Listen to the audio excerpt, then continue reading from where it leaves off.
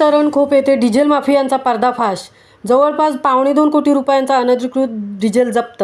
राज्यस्तरीय दक्षता पथकाची धाडसी कारवाई. मुंबई गोवा महामार्गावर बऱ्याच ठिकाणी मोठ्या प्रमाणात अवैध धंदे सुरू असून आज त्यातीलच एक मोठे रॅकेट उघडकीस आले आहे.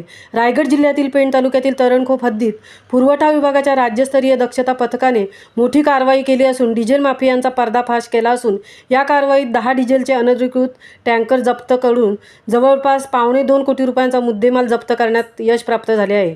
याबाबत वृत्त असे की आज दिनांक 2 जानेवारी दुपारी 2च्या सुमारास तरणखोप येथील हॉटेल शुभलक्ष्मी समोरील मोकळ्या जागेत टँकर क्रमांक MH04 HS 2203, टँकर क्रमांक MH02 FHG 4753, टँकर क्रमांक MS04 GF 8017, MH04 GR 0597, MH34 BG 8167, MH46 BU 2388 या टँकरमधून डिझेलची अवैधरित्या वाहतूक व साठवणूक होत असल्याची पक्की खबर मिळाल्यानंतर सदर खबरीची खातरजमा केल्यानंतर साठवणूक करीत असल्याने सदरचे कृत्य बेकायदेशीर समजताच या सर्व टँकरमधून मिळून एकूण जवळपास 2.25 कोटी रुपयांची डिझेल तस्करी पकडण्यात पुरवठा विभागाच्या राज्यस्तरीय दक्षता पथकाला यश प्राप्त झाले आहे.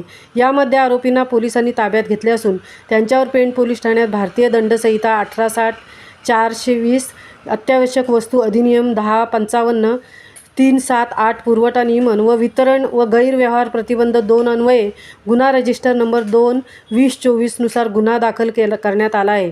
महामुंबईसह दीपक लोके, पेण.